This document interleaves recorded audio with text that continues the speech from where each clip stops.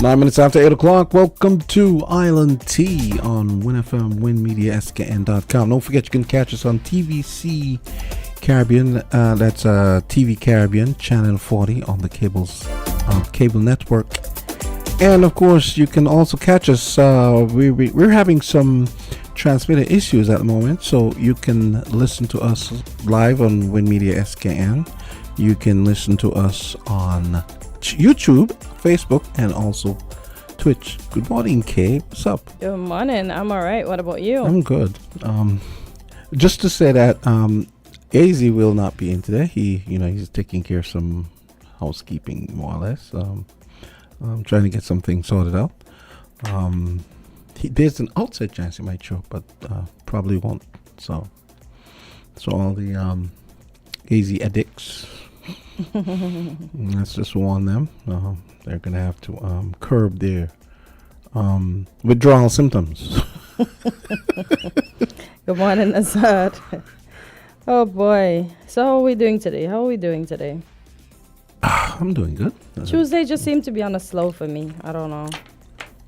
Today didn't seem so hot this morning. Yeah. You mean in terms of weather? Yeah. I walked down and it seemed, I was like, what's coming up? Okay, fair enough. You're correct. Fair enough. It wasn't as bad. Yesterday seemed like a scorcher though. Because I know Saturday was supposed to be having a heat wave. I don't know if the heat wave continued on to the remainder of the through Sunday and Monday. But yeah, this morning started cool. You are correct, because I sweat like a beast, and that didn't happen this morning. So yeah, I think I have a pretty good handle on how the day is going to turn out. Terminally, usually, usually you kind of get a good sense. But the other thing too, Wellington Road area tends to be breezy. But even with that, you still can tell whether it's going to be a hot or not. Okay. Yeah. Okay. Well, to begin the morning, I know you say you don't feel the hype for sports, but I'll begin with sports. Well, me? Not me. No, you say you don't feel the hype for sports when it comes to us discussing sports. Oh, you mean like people? Yes. The listeners. Oh, okay. I know, not you. Okay. Go ahead. So, Dominica rewards Olympic gold medalist Tia LaFawn Gadsden. And it said the Golden Girl, Tia LaFawn Gadsden, Dominica's first Olympic medalist, was honored with a grand welcome home motorcade and celebration concert over the weekend, where she was showered with huge rewards for her gold medal triple jump victory at the 2024 Paris Olympic Games. Prime Minister Roosevelt Skerritt announced that LaFawn Gadsden will receive the following rewards for the historical feat she achieved and for lifting the name of Dominica on the global stage: a cash gift of $400,000, appointment as a national sports ambassador, issuance of a diplomatic passport courtesy of the diplomatic passport to also be extended to her husband, Dominica's highest national award, the Dominica Award of Honor, to be bestowed to her during this year's independence celebration, where she will be a special guest of honor, a parcel of land in Warner containing 7,459 square feet in the location of the future housing project with spectacular sea and mountain views, and track and field facility to be built and named the Tia LaFawn Gadsden Track and Field Complex. Olympic gold medalist Tia LaFawn Gadsden addressed the celebration concert, where she was seen using a pair of crutches. Her husband and coach, Aaron Gadsden, explained in an Instagram post that Tia had a minor procedure to fix some cartilage damage in her knee. He said it was damaged since February, but despite this, she became the world and Olympic champion. He said she needs to stay off her knee for 6 weeks, but will be able to train in the time to defend her world title. Tia, in a speech to Dominica, said her parents raised her with the mentality, "We don't cry, we try." I was wondering, there were two big meets on the week. Well, one on Thursday and one on Sunday. The one on Sunday was in Poland. And I was wondering why she wasn't there. I was like, where's Tia? So the Jamaican, Jamaican who got silver was there. Okay. But she wasn't, and the Jamaican won. Oh. Yeah, so maybe if she was there. Yeah, it would have been probably in 1-2 again. Yeah, but I was like, where's Tia? Not realizing that all that time stuff was going on in Dominica. So And that's good. yeah, and the other athletes that represented Dominica, they got $20,000 each. So 400,000 is a lot. I feel like she got more than the outsiders. Yeah, actually, I'm glad you brought that up. Because last night I was looking at this article again, which was talking about the fact that it's ironic that the Americans get the least of anybody from the government. They got 102. Yeah. When we calculated it, when I calculated Simone's amount to the U.S. Ooh. But Simone got plenty more than that. Simone? Though. Yeah, because she got 38,000. Oh yeah, and plus and her yeah. Oh, so she got more than that, but to see that it's 38. So it's 38,000 for a gold medal, right? 33. 33. Okay, so it's well, yeah. 33. Sure, no, 38. Maybe 38. Yeah, 38. is for the silver. Yeah, 38. 20. Yeah, 38. Yeah. No, and 20. 20 for the bronze. And 20 for the bronze. Yeah, but she got 400,000. She got a lot. Yeah, and Hong Kong pays. Oh, actually, and there was a story about a karateka from someone who does karate. He got a silver medal from Saudi Arabia. Black guy. And apparently there seemed to be some dodginess with the scoring. Apparently they said he hurt the guy who got the gold medal. So when he went back to Saudi Arabia, the king said, Mohammed bin Salman or whatever his name is, said, well, in our eyes you got a gold medal. So they gave him the amount that they usually give to gold medals, which is well, not that usually, they've never had a gold medal, but it was like $1 million. Oh, okay. Yeah. So he got silver though. He got silver, but the king said in his eyes it's a gold medal. It's a gold, yeah. so he gives him. So yeah. And that's his second silver apparently. Oh, nice. And I know the Philippines. There's someone from the Philippines. I think the same person from the Philippines got a free apartment. A free apartment. Is it $1 million? The amount didn't seem, but I mean, I imagine it's a lot in the Philippines. But it's funny when you see the disparity between what different countries give, and then the Americans, where I mean, gold. You could say medals are a dime a dozen. So when you look at what they get, strictly for the medal, is not really a lot of money. Whereas Hong Kong is like $87,000 US for a gold medal, and then you get. Wow, so all the perks. Yeah, so you're still ending up with a bunch of money. So Dominica basically pay her 148. Is it 400,000? So about 148,000. Yeah, and then some. Yeah, and a diplomatic and both diplomatic for her and for her husband. That's very nice. A piece of land. They'll build a complex and name it after her. So yeah, that's very cool. Good, yeah, she's got plenty stuff.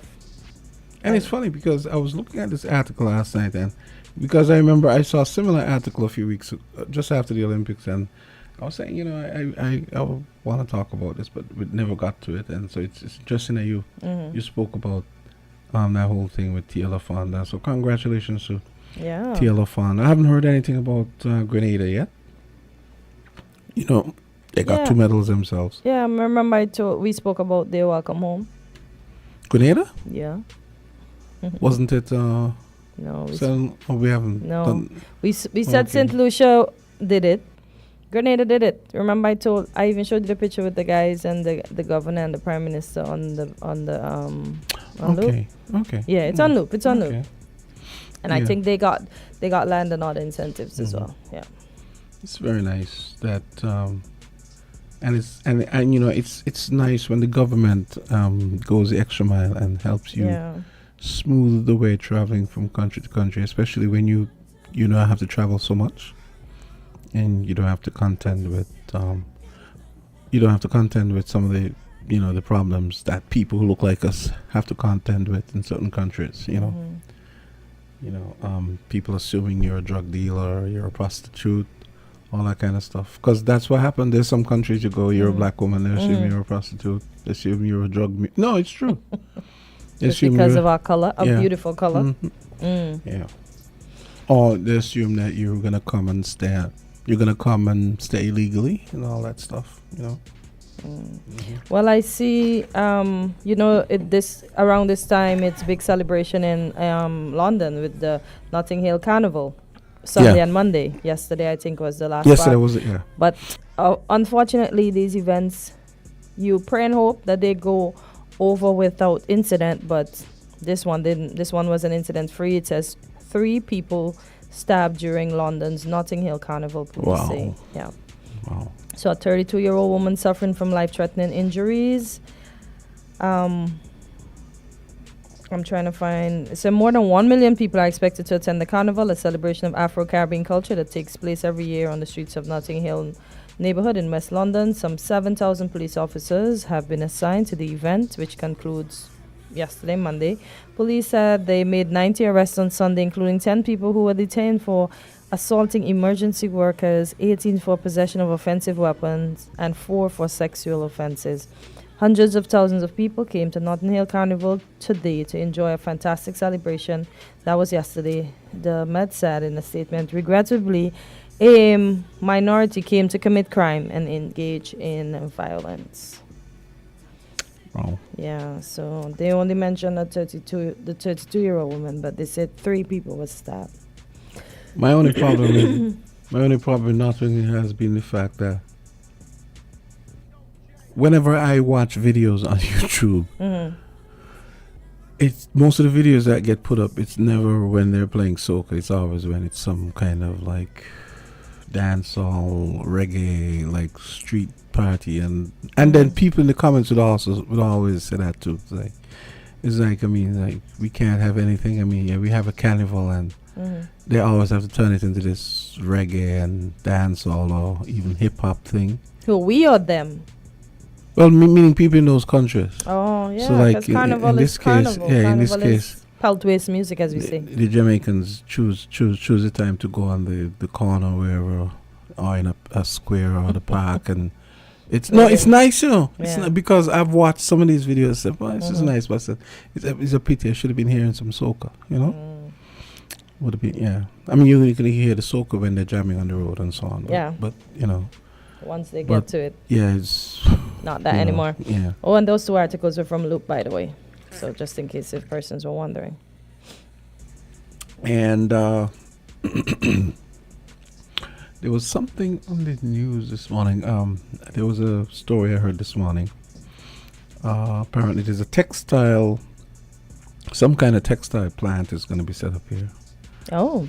This was announced by the minister responsible for economic development. I think that would be Denzel Douglas. The funny thing was, I was actually in the shower at the time when it was playing, so I just heard the byline on the top. I didn't hear the meat of the story. So hopefully, if anyone's listening and they could send me a story to that effect, that would be interesting. Yeah.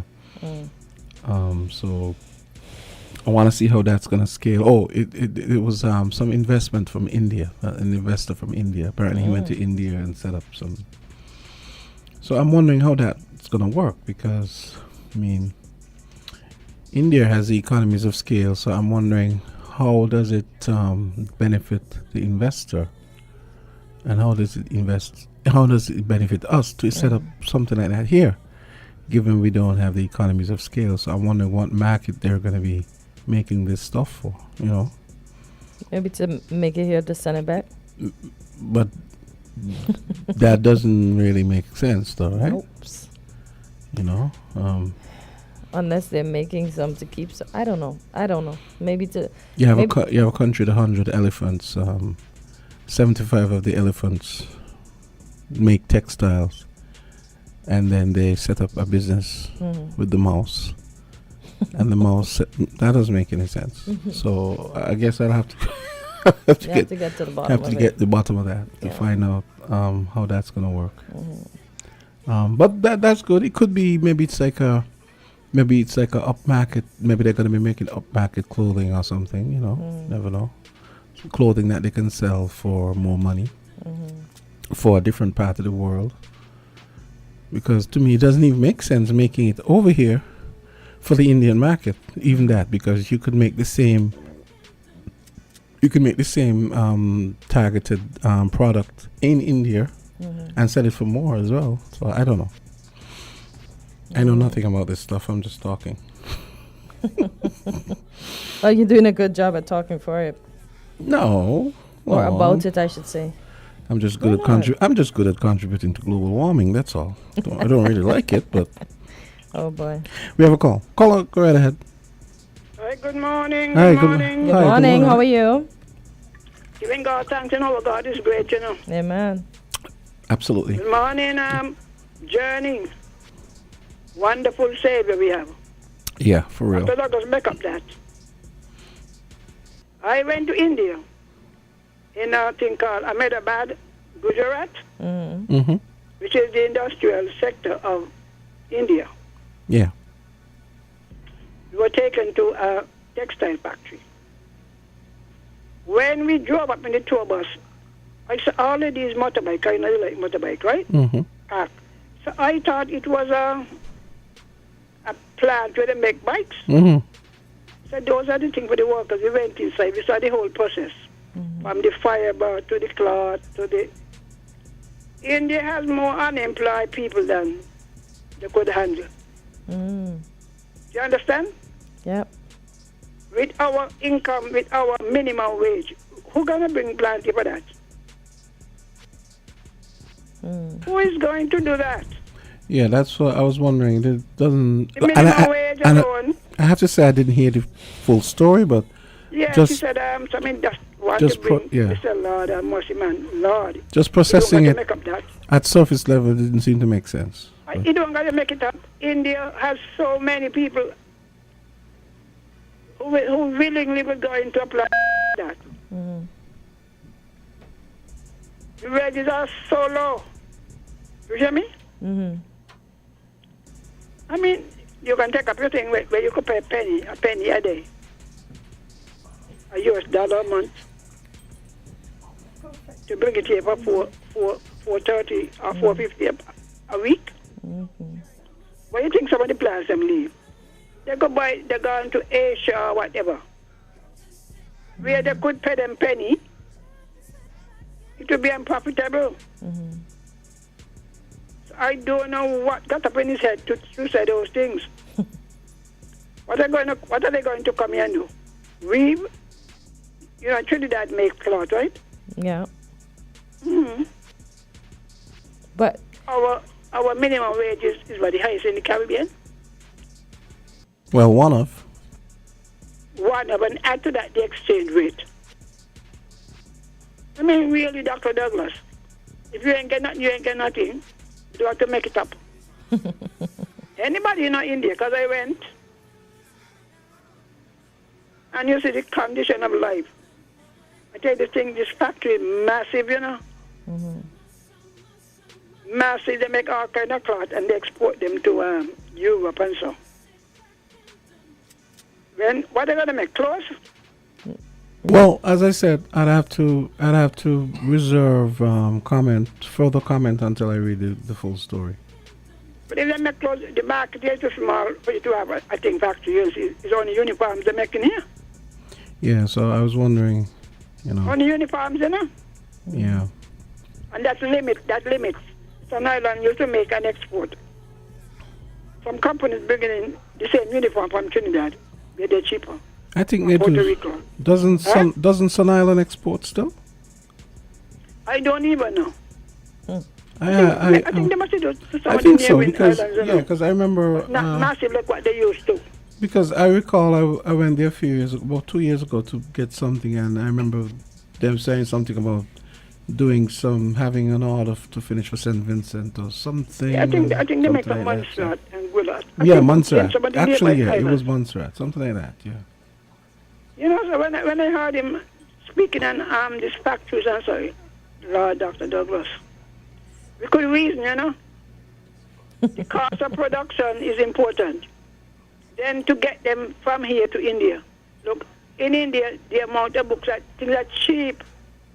I recall going into a bookstore where all of these manuals for these software, cheap. But to ship them from India to here, it doesn't worth it. Unless you're going to have a container. You see what I'm talking about? Mm-hmm. I mean, Dr. Douglas.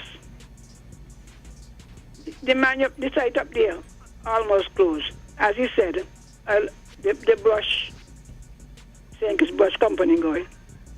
Only Java here now, right? Java there still? I'm not even sure. I'm not sure, Miss Henry. Everybody has gone.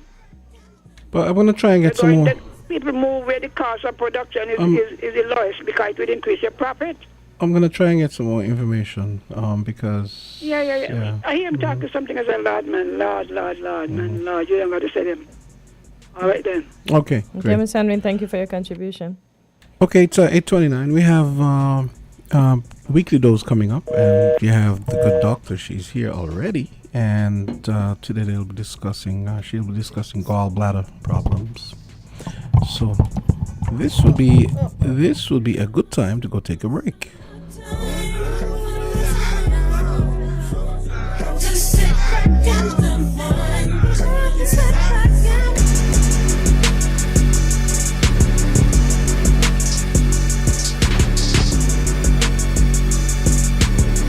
WINN is 98.9. 98.9 is Win FM. The CPL is back for 2024, and the St. Kitts and Nevis Patriots are ready for the fight. This year, it will be the best ever CPL, with global superstars, massive sixes, and incredible entertainment at the biggest party in sport. There are 5 games between August 31st and September 8th. Get your tickets now at cplt20.com or at Warner Park. Turn it up and experience cricket played louder.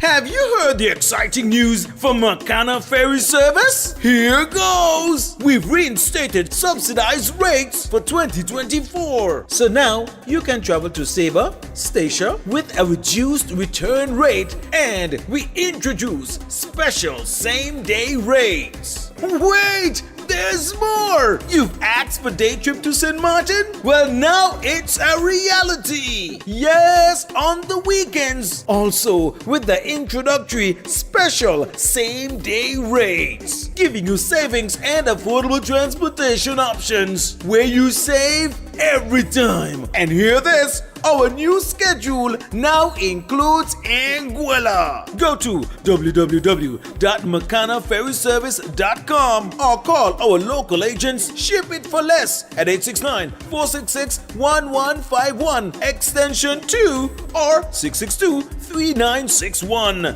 You can email makana@shipitforless.com. So now you know. Enjoy the sun, sand, and unforgettable celebrations this summer with Makana Ferry Service and the gift of connection.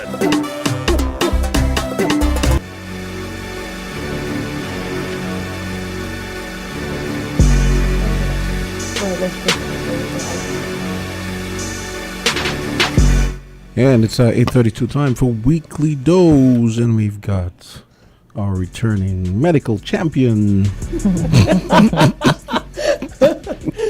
Well, I should be doing this. Yay! I know.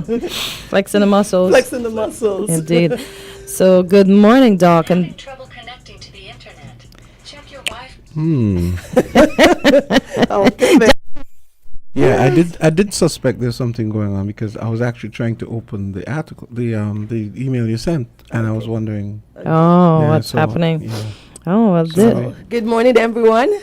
Morning, Doc. Good morning. So we have a big topic this morning, and that is gallbladder disease. So we're going to dive right into it, and the doc has a special guest, so she'll introduce her guest as well. Your guest.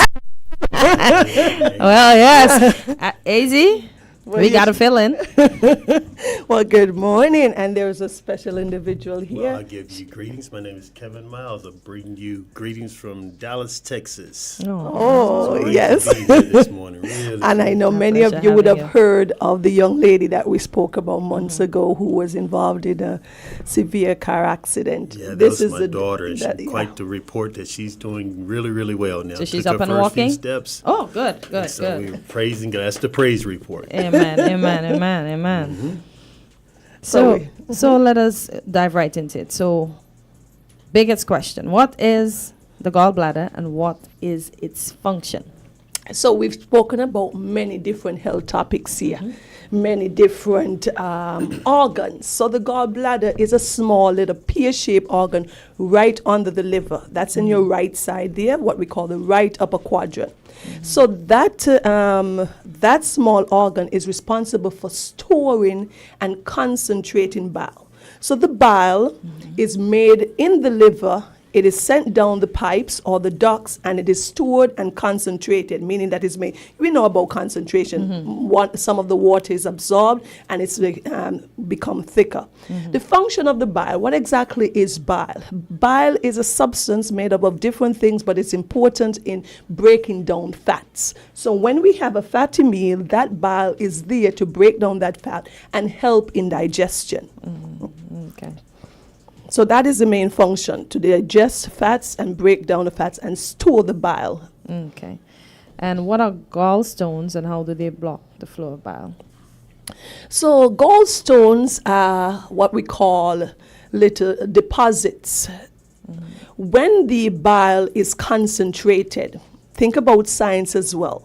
It crystallizes the substance that is inside of the bile. So whatever is in highest concentration and what has the highest saturation, that is oversaturated in one of the elements of the bile, which has bilirubin, cholesterol, and those would form the stones. Most stones are made up of cholesterol, okay? So when the cholesterol builds up so much in the bile, it crystallizes out and makes these hard stones, the same way with the bilirubin. So you could have mostly cholesterol or pigmented stones, which are commonly made of the bilirubin. Those are the two most common stones that you can have.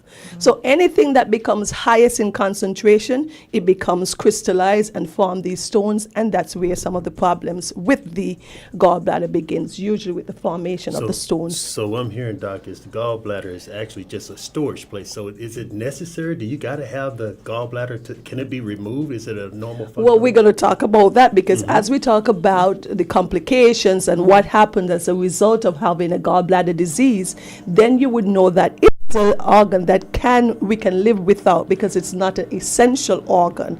So why is it in there then? It is important, but it's not essential. Remember, it stores the bile and concentrates it, but it doesn't make the bile. So if it is removed, then you have the bile being produced by the liver as on demand. Oh, so it's just a little backup to help the liver. Yes, it has its function because it stores that bile. But if it has a disease in it and it becomes non-functional, it can be removed and the person goes on to live a pretty normal life. Okay. So we'll move on. You want to take this one, guys? Okay, yes. What is cholecystitis and what is the difference between acute and chronic cholecystitis? Okay, cholecystitis. Cholecystitis. Yes. Okay, cholecystitis. So he asks an important question. What is cholecystitis? So that word comes from, it is referred to the gallbladder, okay?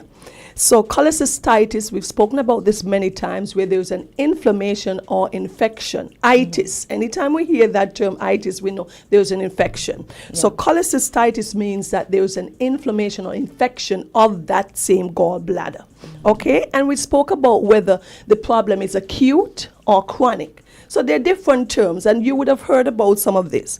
So in the medicine, when you think about acute and chronic tends to be something that's been going on for a much longer period. So time frame is important when you speak about acute and chronic. So when a person says, when a doctor says to the patient, you have an acute cholecystitis, it means a sudden onset of sharp pain associated with inflammation of the gallbladder. Typically, this begins with the stone. That's why we spoke about gallstones before. And what happened? The gallstone blocks the cystic duct. That is the outlet. Remember, the bile comes in, is stored and concentrated when you eat a fatty meal. So you go and get a slice of pizza. That goes into the stomach. We need that bile now. So the gallbladder contracts and the bile goes out and goes into the duodenum, or the first part of the intestines. We spoke about the intestines before. So what happens at this point? If there is a blockage by a stone by the duct, this gallbladder is contracting against something that is obstructive, and you have that severe crampy pain. That's the inflammation. Yes, that occurs. Okay. because that stone is there blocking the outlet. And in chronic, what happens is this dull ache that happens over time, and it becomes recurrent. Okay, sometimes the symptoms with a chronic and acute cholecystitis is different. When somebody has an acute cholecystitis, the symptoms are more acute, like the nausea, the vomits. They can have fever.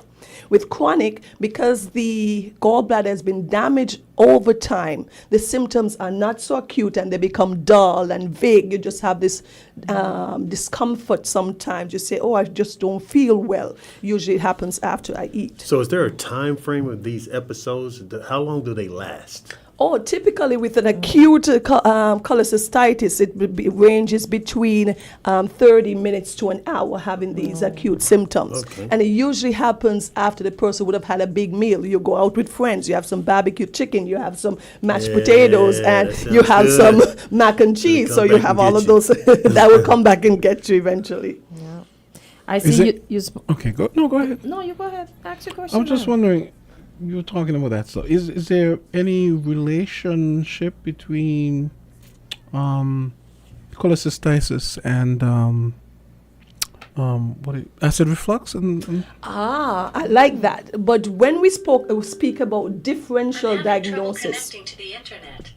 When we speak about differential diagnosis, it means that there are different diseases that can be similar to that, but it's completely different. Last week or a couple of weeks ago, we spoke about acid reflux and the different conditions of the stomach.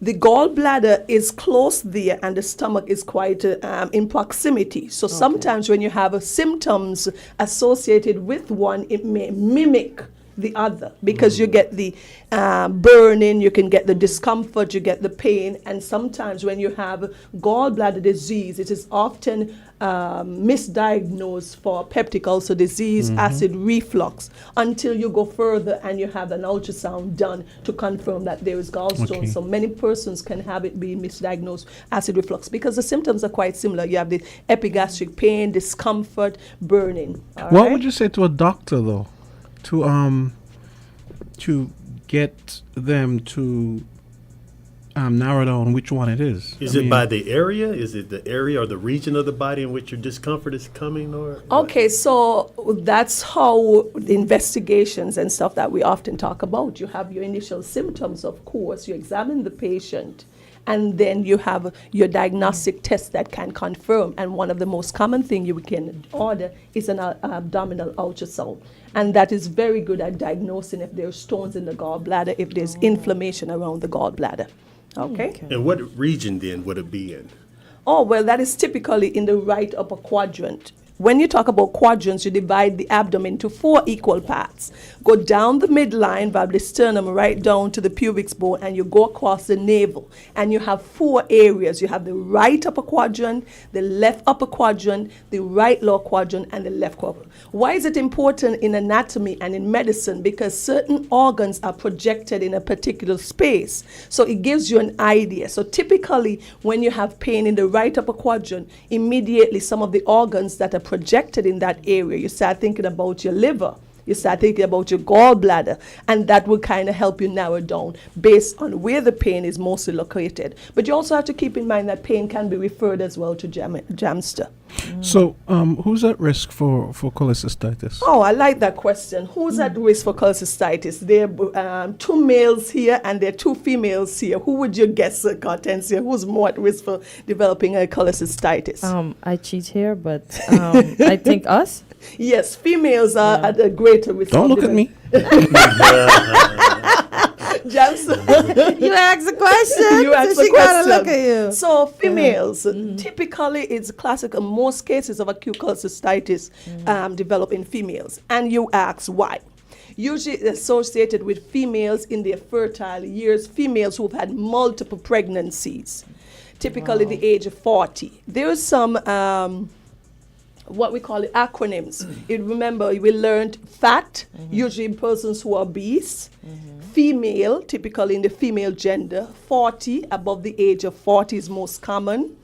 Fear, why fear? It's more common in Caucasian or light-skinned persons, okay? And fertile, meaning women who have had multiple pregnancies. That's just the acronym to help you remember most of the associated risk factors. You've got other things like persons who are diabetic or at increased risk, persons who take sometimes hormone replacement like estrogen and stuff, persons who may be obese. We said that already. Persons who have sickle cell anemia. You've heard of persons in our community who have sickle cell anemia. They're at risk of developing bilirubin stones. We spoke about the different types of stone or pigmented stones. I see birth control pills here as well. Yes, anything that high in estrogen. That's why we as female, we had a higher concentration of estrogen that put us at an increased risk. And every time you have a pregnancy, what happens with the gallbladder? Because they tend to be stasis. As the uterus grows, it displaces all of the organs and it compresses them. So what happened? The content inside of the gallbladder it becomes much more difficult to be released, so it stays there. And anything that sits there for a while, it can then become thick and sludgy and you can create these stones. Okay? So women that are pregnant are at a greater risk, who have had multiple pregnancy, because every time you have a pregnancy, you can increase the chance because the stasis over time, the influx of estrogen and those hormones. So you don't have to worry during the pregnancy, like the 9 months, that your gallbladder could be a problem for you. It can be actually in that period of time as well. But the risk factor is having multiple pregnancies. Okay, all right, got that. Just want to make sure I have all the information. I'm being tongue-tied for the ladies, just in case. Okay, so what causes cholecystitis? Oh, that word is giving us a problem today. Cholecystitis. Cholecystitis. So what causes this? We said it's caused by a stone. Typically, you've got a stone that forms inside the gallbladder. And for the inflammatory process to occur, or the swelling, the gallbladder outlet or the duct is blocked. And that's where it commonly starts. Once that duct is blocked, the content that is inside there sits there. What happens? Anything that sits there, it becomes, bacteria can multiply and grow.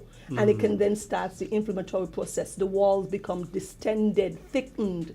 And if go unchecked, then that can lead to a severe infection, abscess formation, or even gangrene of the gallbladder. Means that it becomes rotten or necrotic. So what are the symptoms of cholecystitis? How do I know when it's coming on? The symptoms of cholecystitis, a lot of them are quite similar to any inflammatory process. Hence, we talk about differential diagnosis, because sometimes you could think that it's acute cholecystitis. It can be something else that may be similar. So you tend to have this severe pain in the right upper quadrant that tends to move or radiate to the back. And it's usually about 20 minutes or so after eating a fatty meal. It is usually brought on by a fatty meal. So you'll ask the patient, so what were you eating prior? And say, Doc, I had some bread or cheese, or Doc, we were out having pizza, and that's something that instantly you start thinking would have triggered off the initial symptoms. You can have nausea, the person can vomit, you can just feel bloated. And because it's an infectious process, you can have fever. So the person will say, Doc, I was having some chills there, all right? Then you could have the abdominal pain that we speak about, okay, that gets worse, and the pain is crampy in nature. All right, so these are some of the most common symptoms. So I got a question. Can it be confused with appendicitis? Okay. Remember, we also spoke about differential diagnosis. That's a good question. Can it be confused with appendicitis? Yes, because what? A lot of the symptoms are similar. We spoke about the nausea and the vomits and the fevers and the abdominal pain. In some patients, the appendix is located in the right lower quadrant. We spoke about the quadrants, but the appendix, if the tip is very long, the tip can go anywhere. And if that tip reaches up or goes right under the liver area, you can have some symptoms associated there. And it can be confusing. Because some persons, we said some months ago when we spoke about acute appendicitis, because the length of the appendix can vary significantly. Average is about 8 centimeters, but it can vary right up to 20 centimeters or so. So it depends on the length. We've had patients with the appendix You may know that the base is on the right side, but the tip reach over to the left side. So if the tip is under the liver area, you can have some pain and symptoms that mimic In that same region, yeah. right within that same region. So sometimes those are the differential diagnoses we always have to keep in mind. So it's best when you're doing these diagnoses to have an ultrasound to make sure that it is. Of course, those are part of our diagnostic test that gives us support. You've got the history of the patient, of course. You've got their symptoms. Then you examine them, and you have your complementary tests. You want to do your lab works. See if you have increased white blood cells, anything to suggest infection. Then you get your ultrasound, which can be a good guide to determine, okay, there's stones in the gallbladder. The gallbladder is distended. The wall is thickened, and everything is pointing towards an infection. Or it can help you discard, if it's not the gallbladder, then it can make you think, is this the appendix? Is this something that's associated with the stomach? Because these are the diseases that you've got to rule out and make differentiation with. So when you're making your diagnosis with any physician or any healthcare practitioner, you want to take the whole picture into consideration. The symptoms that the person tells you and the symptoms that you elicit when you discuss with them. Then you examine the individual. You can order some blood works, and then you can order any imaging study, whether it be an abdominal ultrasound, a CT scan, depend on your needs to help you narrow down and make a diagnosis. All right? How is it treated? So once we've made a diagnosis of acute cholecystitis, typically those persons are admitted, because if they have a severe infection of the gallbladder, you want to admit that person, put them on a diet that is low in fat. We already understand why is that so, because fat stimulates the gallbladder, causes the gallbladder to contract, and if there is an obstruction or inflammation, it becomes so much more painful. So a low-fat diet. You want sometimes to suspend oral feeding as well too. You can give the patient hydration, IV fluids, antibiotics, okay? Medications to help with the pain, medications to help with the fever, and you want to you can organize oftentimes to have the gallbladder removed. Once the gallbladder starts having stones inside of it, the gallbladder is considered non-functional, so eventually that gallbladder would need removing. A lot of times we wait until the acute inflammation or infection resolves, and then you can remove the gallbladder electively. So that's it. So you have the medical aspect of it, where you treat the initial symptoms and the infection, and then the surgical aspect of it. Okay. So, and we mentioned before, it's going on my voice, that we don't necessarily need the gallbladder. So when you take that, then the liver functions. Yes. Okay. It's like you have your money. You can put it in the bank if you want to, but you don't necessarily need the bank, because the bank is a storage space for your money. You can use your money that you have on demand and buy what you need. So the gallbladder is a storage place, and when needed, it releases the bile. But if that gallbladder is removed, there's going to be a couple of weeks that the body readjusts, but the bile would come directly from the liver, go into the small intestines to help with the digestion and breakdown of fatty foods, okay? Okay. So when should one see their healthcare provider? That is always the question. And if you don't hear or learn anything else, we want to make sure we emphasize this part, because oftentimes people are staying home, people that leads Drinking to severe, some hot tea. yes, and leading to severe complications. Persons present very late, that can lead to long-term complications. So when you want to see your physician, if you have initial pain and you have some pain, you say, what is that? And it goes away. Maybe that's not the first reason to go and see a doctor. But if this pain becomes persistent, for hours you're feeling this pain, for days, you're having the nausea, you're having the vomits, the fever, you're not keeping anything down, you've lost your appetite, and the pain is so crampy and intense, you need to see a physician. You either go to the emergency room, you can go to a private physician, we've got the health center, so there's always some access point here on the island. There's no reason for anyone to feel ill and not seek out medical attention. So you want to go and see a doctor if you see that you have this pain. Sometimes you want to give it an observatory period. Some persons say, oh, you don't want to cry wolf, but you realize you've had it this first day, and then the following day you have it, you said, oh, this is becoming more prominent, you can quickly get it sorted out. A quick ultrasound can help confirm or deny if it is gallstones. Yeah. I see jaundice here and dark colored urine or light colored. Well, could it be terminal if someone ignores it too long? Could it become terminal? Well, any disease can complicate, similar to an appendicitis. We've had patients, and if you have an acute cholecystitis and it's not addressed, what happens? There's a sequence of order that happens. The appendix becomes so inflamed, it can then perforate, and all of that pussy content can leak into the abdominal cavity. It can form abscesses. The gallbladder can become what we call gangrenous or rotten because of the significant inflammation. The blood supply is cut off. We've spoken oftentimes that no structure or organ can survive without blood supply. So if that blood supply is destroyed to the gallbladder, then the gallbladder essentially dies and it becomes blackened and, as we say, words like rotten.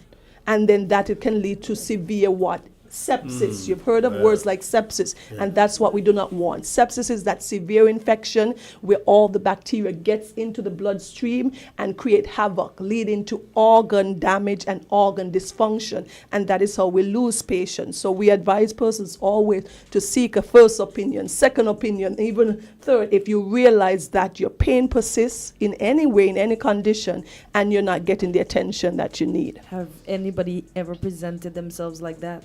Yes. With the gangrene gallbladder? Of course. Lots of patients will present like that. Immediate surgery. Oftentimes that patient will need urgent surgery because the symptoms have persisted. Oftentimes we have patients who have different pain tolerance. So what may be painful for you may be a little less for someone else. Okay, person's pain tolerance can be different, and a person can bear quite a lot. And when you realize how sick they were because this gallbladder is so gangrenous or their white blood cells are so elevated. Well, Doc, I'm curious about some of the myths out there that make people delay. So maybe drinking water. So some people think that they're just going to drink warm water or warm soup. Exactly. And it may, because that may cause, can you debunk some of those myths? Oh, one of the myths that people think, like gallstones, you can flush out, like kidney stones, you can flush out gallstones. You know, persons can pass their kidney stones. Right? There's a difference with kidney stones and gallstones? Yes, it's completely different. I thought it's one thing. No, they're different organs. That's a good point then. I didn't know that was a confusion in your mind. The kidney is a separate organ that's responsible for eliminating waste and forming the urine. The gallbladder, we said, is a small organ, part of the digestive system that stores the bile. So that's completely different. These stones are completely different. Most of the stones in the kidneys are made of calcium. Most of the stones in the gallbladder are cholesterol type stones. So you can flush out the kidneys, but yes, you cannot. You've had persons pass kidney stone. Patients would come and say, Doc, in the morning they have a little container with the kidney stone because they've expelled it. But a gallstone, it becomes a serious problem because most of the times you do not expel them. They're there sitting in the gallbladder until they create havoc. Another thing that persons think that you go in and you just remove the stones. No, you remove the entire gallbladder. Because persons will come and say, oh, I had my gallstones removed. I say, gallstone removed? No, you remove the gallbladder because once that gallbladder has created or formed stones, it's non-functional. So it's not just removing the gallstone. You've got to take the entire gallbladder. As opposed to kidney, you can go in and remove kidney stones. Because the kidney is an essential organ. You cannot live without a kidney. We need that. Live without a gallbladder. My warped sense of humor when you're talking about this, that there was a Seinfeld episode where at the end, I think Kramer had a kidney stone or gallstone, and he passed it at the very end, and just his scream when he passed it caused all kinds of problems in a stadium or something. You ever saw that one? No, I never saw that one. But that's pretty funny. So that's an intense pain, passing a kidney stone. Okay, very intense pain. It can bring big men to their knees, but that's different. I have to fix my face because most people see my expression, but I'm actually shocked because my uncle has a gallstone that they were taking home as a souvenir hearing one of these medical things. Up to this morning, I was looking for something on top, and I looked at it and I'd be like, wow, this was actually inside somebody. It's huge. Yeah, because it's tradition that you give persons, after the procedure, you give them their stones. And we'll often joke with them and say, well, you can start building the foundation of your house because persons have some of these really, really large stones. I cannot believe a literal stone. Like, wow. So in terms of preventing, persons have genetic risk factors or family history. So it may be there's some genetic links. But what you can do, exercise, make sure you control your cholesterol level with your diet, overall being healthy. You can help yourself if you're female. You can't, you've got given birth, you're at risk. If you have sickle cell, you're at risk. But some things that we can help to prevent it is with the exercise, eating healthier, limiting our cholesterol intake that creates these same stones. And do our regular checkups. If you have any symptoms, it's important to see someone. People oftentimes say, if you don't think about it, it will go away. But oftentimes it's creating havoc on the inside, okay? And once you're past the age of 40, you should at least have a regular annual check with your physician. I say by then, at least by the age of 40, an annual checkup. I know some persons who are youthful, they're 25, they're 22, nothing is wrong. Sometimes they go years without really seeing someone. But at least by the age of 40, you should start having regular visits, get your baseline blood work, see what's going on, see where your cholesterol is. All right? Okay, fair enough. Jam, so we have any callers? We don't. I wish we did because it's a pretty interesting topic. Yeah. Okay. I really hope that we cleared up a lot for persons because I know people are listening in terms of me asking the question, then realizing that stones can form in two places. Yes, two separate places. So I got one question then. If it is inflamed and I have an infection, how long does it take for my antibiotics to kick in, and should I expect to be on them 2 weeks if I come to you and get an infection? Well, if you have an acute cholecystitis, it all depends. But typically we have courses of a week of antibiotics, 10 days, 14 days, all depends. But typically, if it is acute onset and you see your physician in time, a week of antibiotics can settle down the acute inflammation. That does not mean that it cannot become chronic and it cannot lead to recurrent pain, because once the gallbladder already has stones in it, you can have these problems reoccurring. Okay? But some persons can have gallstones for years and don't have a single problem. And only if you incidentally do an ultrasound or a CT scan looking for something else, you'll see that there's stones in the gallbladder. But we do not typically treat persons who are asymptomatic, because persons can have stones in their gallbladder. But we want to identify those persons who have symptoms, who can be at risk for developing acute cholecystitis that leads to gangrene or any complications. We don't want that gangrene at all. Okay? No all gangrene. right. It's always a pleasure to be here with you guys. Pleasure having you every week. Minus I got to work on the face. I gotta work on the face. I can see somebody tell me, go there and fix your face, but it's just like, what? That's yeah. No, but you're invested. You get invested in the discussion. So you're expressive. Yeah. You're an expressive person. I just wanted, before you go, it would be nice if at some point you could we could have some kind of awareness show on Mpox, because we've been hearing a lot. I know you're Barbados obviously had their first case. Barbados had their first case. Wow. Okay, so it's getting close. Nice Too close. This is kind of reminds me of late 2019 when the incidences of news stories about COVID just were gradually rising in the news, and the next thing you know, April 2020 is when we had our first lockdown, Yes. Okay, that's a very good good one to talk about. All right, so we wish everyone a beautiful day. Okay. A wonderful day, and should we say incident-free week? No. Yes. And if you get a pain, go see your doctor. Okay, bye-bye, everyone. Okay, have a great day. Okay. Thank you.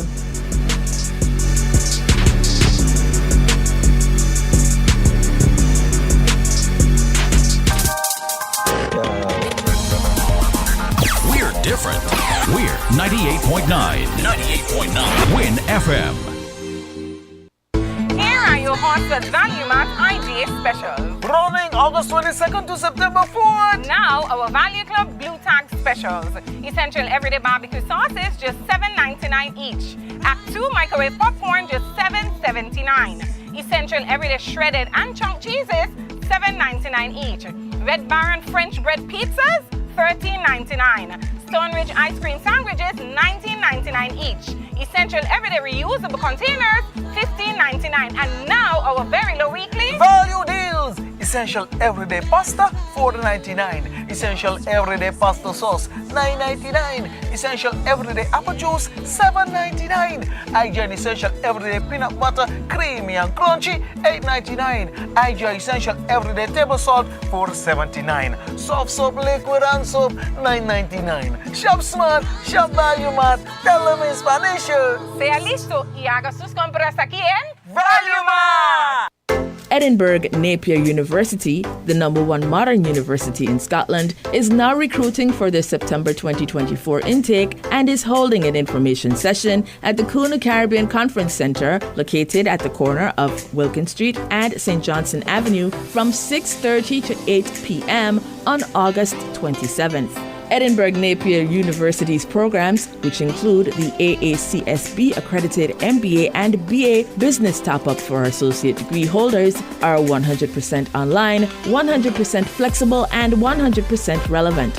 Reserve a place at www.seidegrees.com. That's www.seidegrees.com. Watch the trail of the insect stop when you spread out with pop. Flying, crawling, insects are falling when you spread them with Bob. Nothing comes close to Bob. Bob, the Caribbean brand. Bob, the #1 brand. Bob, the baddest in the land. Nothing comes close to Bob. When the root bugs get in your way, pull out your Bob and give them a spray. When you want insects to stop, nothing comes close to Bob. Bob, the Caribbean brand. Get serious, get Bob.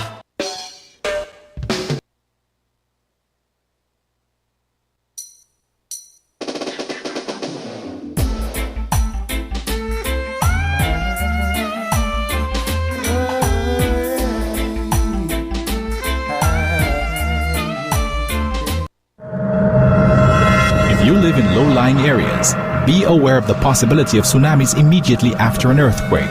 A strong earthquake lasting 20 seconds or more is a natural tsunami warning. Do not wait for an official warning. Gather your family members and evacuate immediately after the shaking stops. Don't delay. A tsunami could occur within minutes. This message is sponsored by the Australian Government, AusAid, and produced by NEMA in collaboration with WINFM.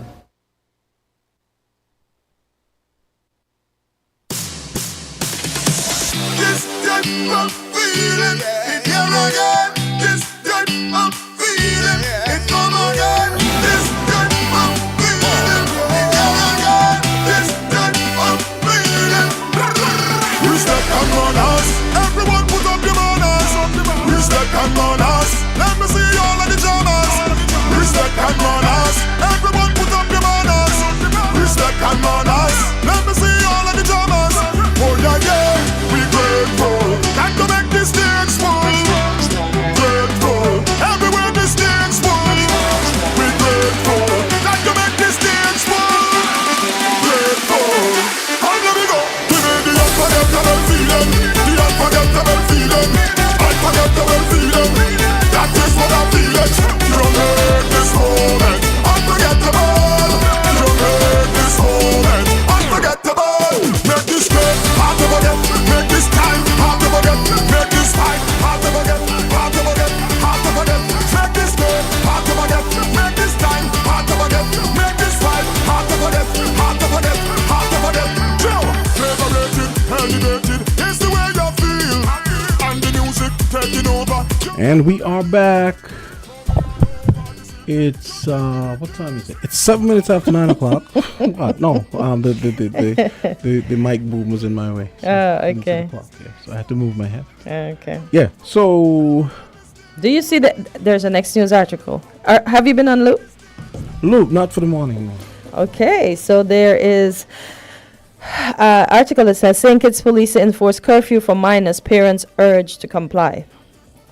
And this is published 2 hours ago. It says the Royal St. Christopher Nevis Police Force is urging parents to make sure their children are off the streets by 10 p.m.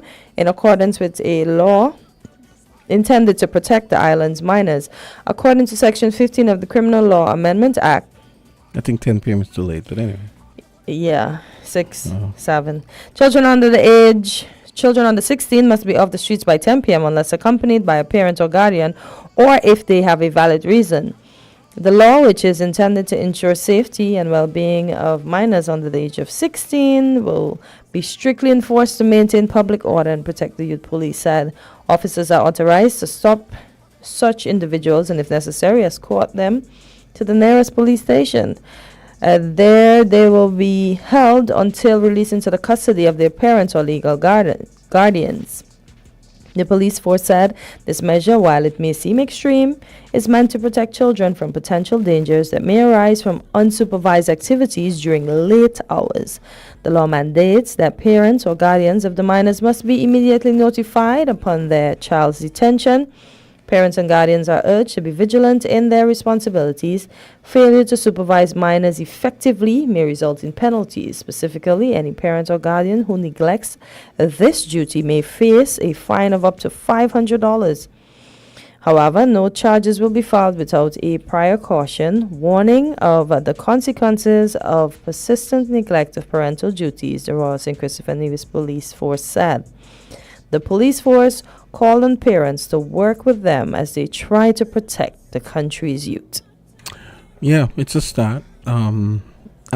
This should have been enforced a long time ago, because you know how I talk about I'm out, like I'm a DJ and I'm out and I'm like, yeah, you're seeing the teeny boppers. It's like after 12 and I'm seeing people who I know are minors. What are they doing out? What are they doing drinking? Some of them even drunk. Yep. This is insane to me. So yeah, this is a step in the right direction. This should have been done a long time ago. It's a pity we have to be so reactive most of the time, you know. Because when I was a kid, boy, I'm beginning to sound like my parents, right?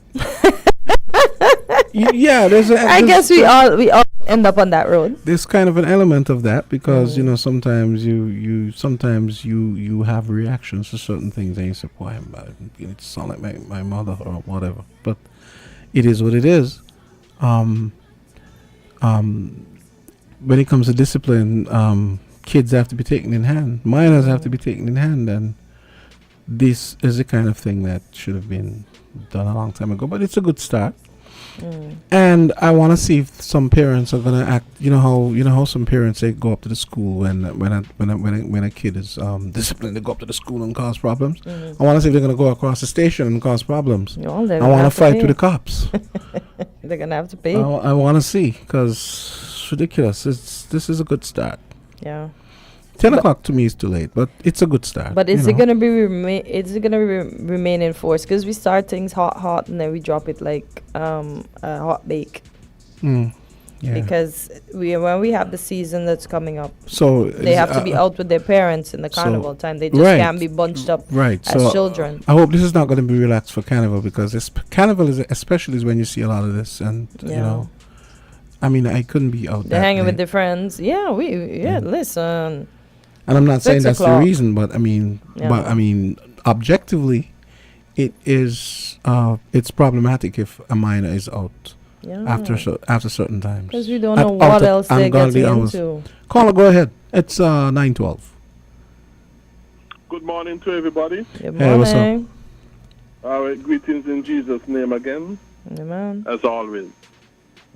Now, first of all, I would like to say, just like yesterday, what I've said is that all of these laws are just government skirting their biblical duties to do what they ought to do. These laws are just providing excuse for them to skirt the biblical duties. These things about children are not part of the biblical duties for government. What government need to do is punish people the way they're supposed to be punished for what they're supposed to be punished for. You know, it is better. I wouldn't say better. It is not as bad to do nothing than to do something that goes against the Bible. Gregory, And Gregory, this goes against the Gregory. Bible. Gregory, so how are we going to protect our children? Our that parents goes made against the sure Bible? we were home at a certain time. I know most parents work extra now and the kids are out. They can end up in all kind of mischief. You know, the devil pulls them in all kind of corners. If the government is using this as a preventative measure to ensure that the kids will stay inside and engage in something constructive, although they can do something not constructive at home as well, but at least they're at home, so we don't have to worry about where they are. How is that such a bad thing? Because the end does not justify the means. It goes against the Bible. So what And would that you is what suggest? makes it What bad. would you suggest, since you think that Well, this goes I against? already said it. Do what the Bible says you're supposed to do. Which is what? Those who are supposed to get hung, hang them. But you're gonna hang a Those kid? If we can prevent a child, and let me say a child, a teenager, whatever, right? Because they're all kids until, to me, they're 18 and whatever else, and as they continue to age. But if you can protect that child from getting into bad company, doing bad things, or getting into trouble, you know, because they might just be there and something happens and they succumb to it, they be the victim of it. If you can prevent all of that by ensuring the kids stay home because government enacts a law, that's a problem. Again, when I say those supposed to get hung, I mean people who are found of murder based upon 2 or 3 witnesses. But we see Hang these them. things aren't And deterring also- people, Gregory. People are still committing crime, even though the eventuality might be their life. Eventually, they say Well, yeah, they but look we to. don't be hanging them as they are to be hanged. So you think see- if we see- hang you- people, then we won't have to make these laws? Repeat. You think if we hang folks, then we won't have to make these laws? Well, that is part of the solution. And these laws won't be necessary. Wow. Okay. Because the place would be safe. Okay. Caller, go right ahead. Yes, good morning to you guys, man. Hey, what's up, bro? Hi, how are you? Mhm. Yeah, pretty good. Yeah, I just want to support Jamster with what he just said about this. Is this a new law? Or this was on the books already? Well, that's unclear, but I know it's probably one of the first things they're rolling out after the crime sit down they had on Friday. Right. Okay, Yeah, the symposium? Yeah. Yeah, okay, so I want to just agree with you. This is a good step in the right direction, and I just hope that the parents in the Federation be responsible in getting their children off the street. What is it, 10 p.m. curfew? 10 p.m., yeah. Yeah, I hope the parents be responsible for getting their children off the street, and also law enforcement, whoever that picks up after 10 p.m. in that age group or whatever, I just hope that they enforce this law going forward. Different than that, I remember I asked a question before about the gangsters. You know, someone told me that the gangsters were the ones that, you know, organized themselves and decided to go a peaceful way. Mm-hmm. They asked for a peaceful solution sometime before. Yeah. The gangsters, when the peace initiative started, the gangsters were the ones that started this. That I understood before. You know, I'm just trying to get some clarity on that. If you guys can, you know, put that out there this morning. But if that's the case, I'm going right back to the gangsters this morning and asking them to put the guns down and, you know, bring about a solution where we can have a ceasefire with all these killings. The country needs a relief, and, you know, I'm just asking the gangsters, I'm talking directly to the gangsters this morning. I'm asking them to do their part to bring about some type of, like, truce, a ceasefire per se, at this time, so that the country can have a relief. And coupled with that and this new law, I'm looking to see where this is going to go in the near future. Yeah, thanks a lot to you guys, man. Okay, great. Have a nice day. Okay, bye-bye. Okay. Thank you. You too, bye. Yeah.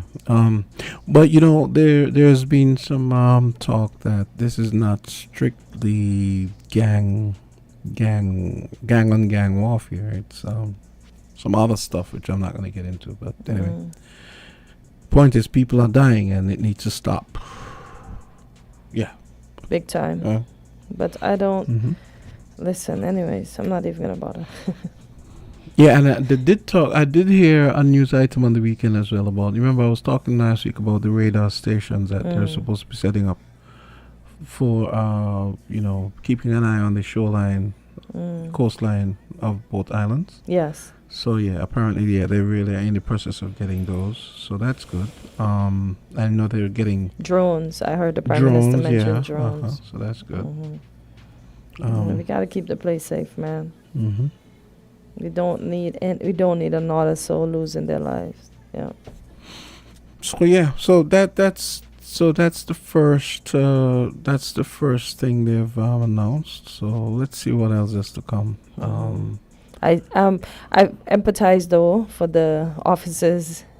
All their vacations have been pulled back and everything. Imagine you have your plans already. I wanna talk about. I wanna advocate for something again.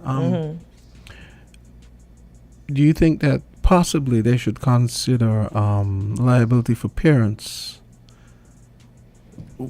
Figure out some kind of legal liability for parents when their kids step out of line, similar to that case in the States where the parents have to go to jail. Yeah, or be punished in some way, especially if they're minors. Because they're gonna warn them. And they're gonna caution them.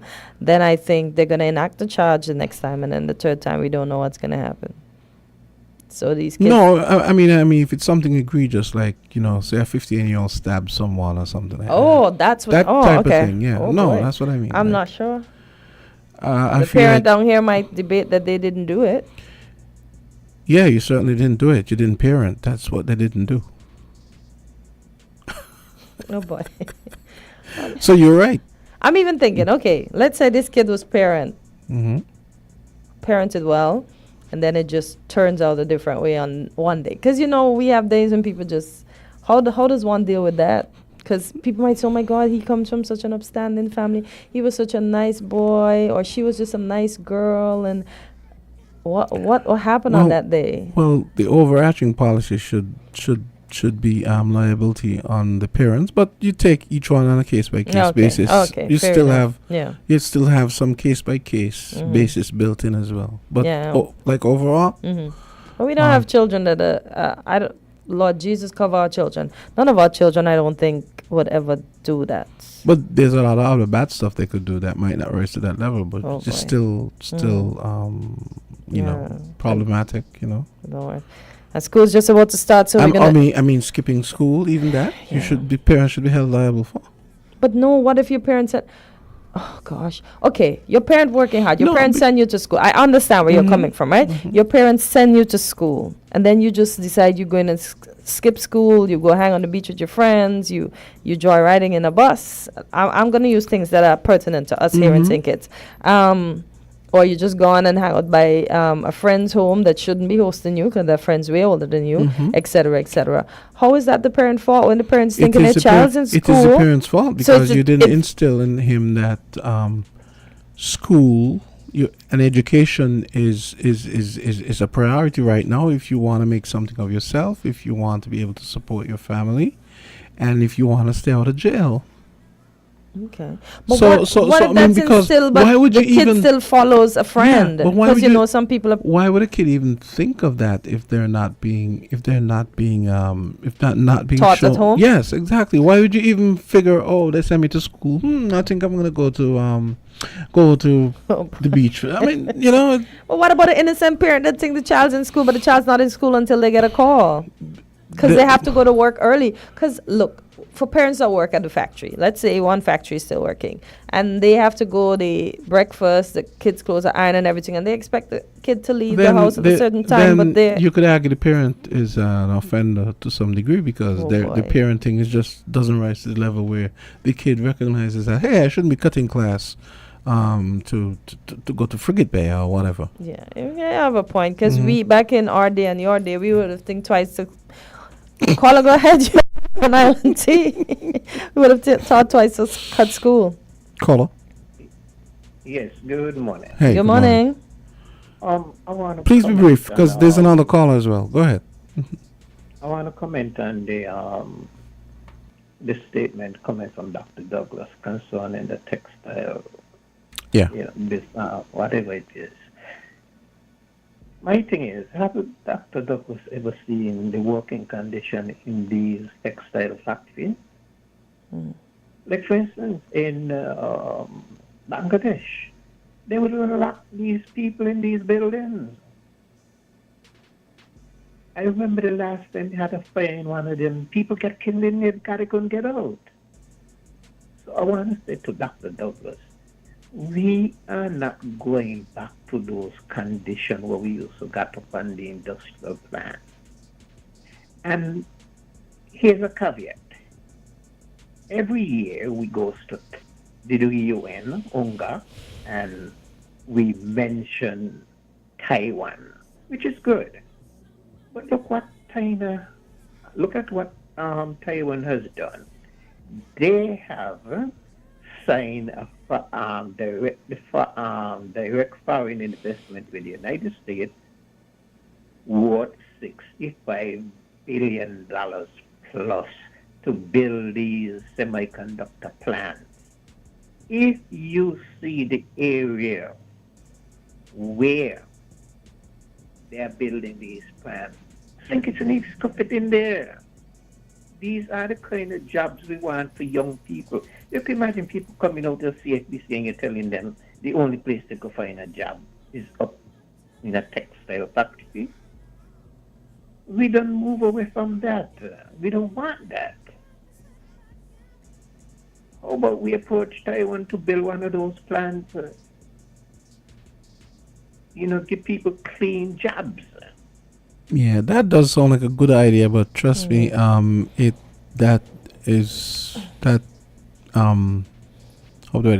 I put it? That's not something that would really make a lot of sense, actually, given our size and so on. But I get the spirit. I get the spirit in what you say. I understand that, but here Taiwan is making this investment in the United States because of the threat from China, which is good. But when the United States go to UNGA, they don't talk about Taiwan. But we do. And they make the investment I guess it's for the protection. Well, it's two separate issues. You can't, I mean, you can't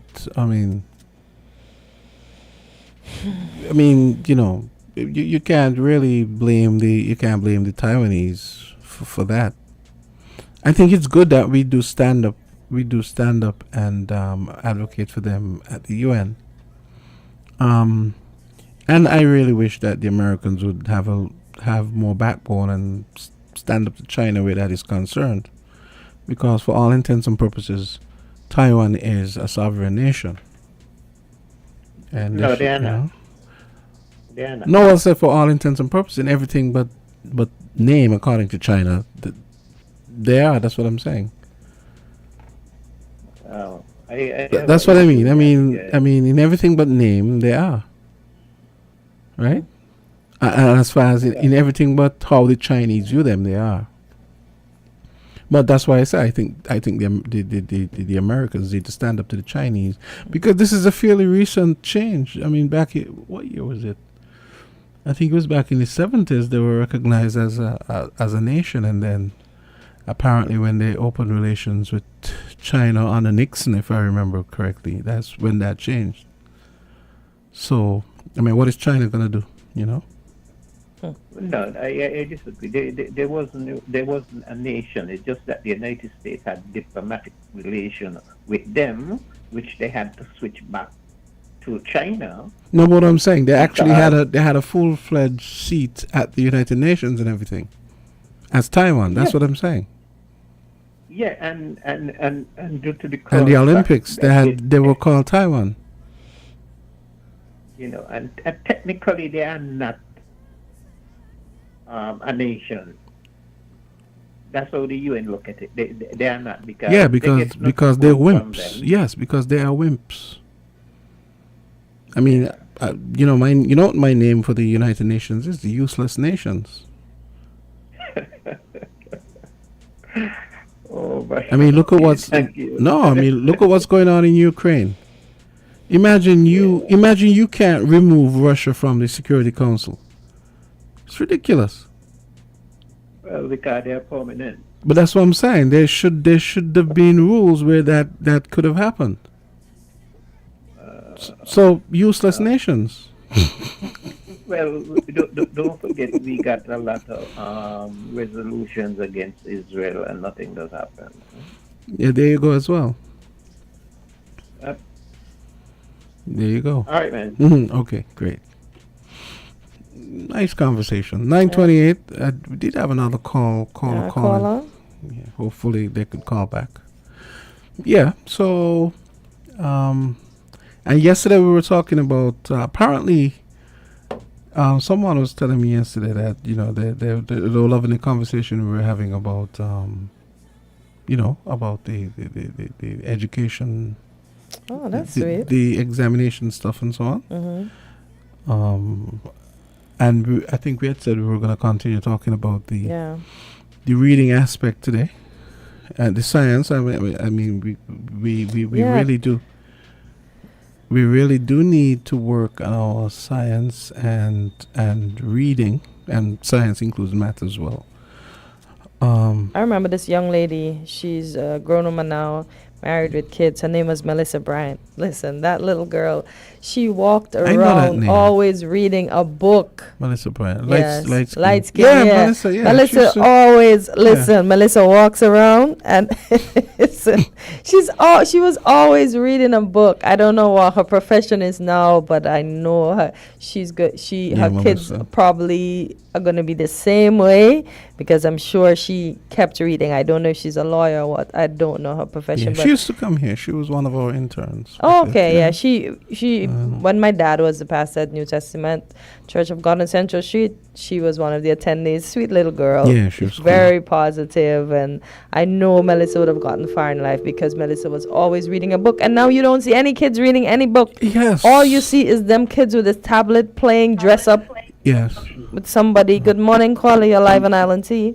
9:30. Go ahead. Good morning. Good morning to you all. How are you? I'm good. Good morning, hostess. How are you too? I'm good. All right. Okay. That's good. Good morning, St. Kitts Nevis. I love you, love you, love you. I want to say here now, right? Parents who know they have the children and they don't like to listen to them, they need to let the police them know. So when they see them on the road, they don't go after the parent because I got some children that do not listen to the parent. And you see, look, Carnival coming up, they pass the curfew for 10 o'clock. How are they going to do that? Well, if they're out with their parents past 10 o'clock, that's fine. But if they're by themselves and they like to group up, because, when they meet their friends, they're happy, their parents. Let me tell you, right? Uh-huh. The heavy crowd of sugar band will bring them with all them children there. Parents can be with them there. Oh. When Daddy mentioned catch them train, he need to send a message to them because he'll be a good godfather to talk to them. Give them some good advice because they like to follow his band. Yeah. And all the band then. Talk to them and give them some positive word and let them know the world change and, tell them about what could happen to them if they catch them with a gun and if they don't listen to the parents. Yeah. All the band them should do that because them band don't have some everywhere children behind them. You understand? Them take over the whole carnival when you see Juve morning and last lap. So ban, or you send a message, man, pass through a little 2-3 minutes and send some, give the youth them some positive word. I think they don't listen radio. You understand? They not listen to some of these talk shows. True. So they will catch them in the ban and give them a clear message. I've always said that. Yes, I've always said that. That I remember back in the day when, everyone on Voices was bemoaning the crime, and I always said, I used to tell Tony, I said, the ironic thing is that these people not listening Voices. They don't listen radio. Catch them behind the band. Pause the band for 2-3 minutes and, talk to them because trust me, some of them may have bad intention, but let me tell you something. Company. Yeah. Something happened to two 19-year-old, I know them from small. One is the other one friend, and you won't believe they find the two of them burnt in the car, and that is so. I know them children from small. So, parents, one eye children about the company, and if I children them doing anything, please keep it to themselves. Positive, not negative. If they're trying to run away, to go to a state, to whatever you feel what I'm saying, keep it to yourself because the world changed. People change the world. This is a crazy world right now. So sometimes you talk your business with people, you ain't talk it, they say, oh, she doing she thing and she ain't let me know. But right now, a friend always got a better friend. Yeah. People, when I doing our thing, walk with our mouth shut, you hear? People change the world. We're living in a horrible world, right? Sorry to call it. Nice world, God make. When you get up a morning time and you look at the nice trees and the grass and the nice fresh air, beautiful world. But people change the world right now.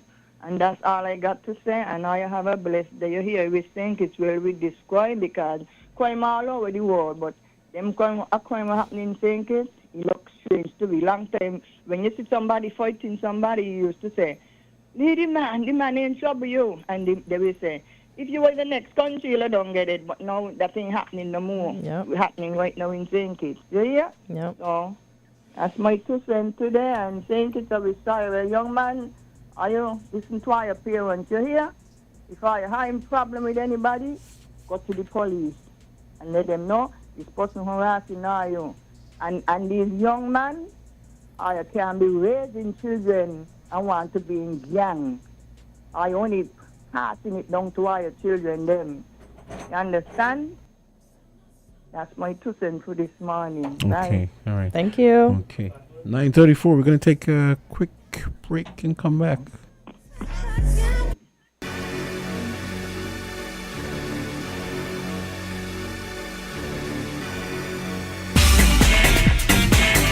Found the sound 98.9 Win FM. Buster, pour it up, meet the thirst quencher in my cup. If you have one, hold it up and say, Buster for the colors in my life. Refreshing and nice, and I drink that what we like. Buster, you're full of vibes, living for the color. And I'm black and white, we do what we like. We live to enjoy life. Buster, pour it up, different flavor. Load it up. If you have one, hold it up and say, Buster for the colors in my life.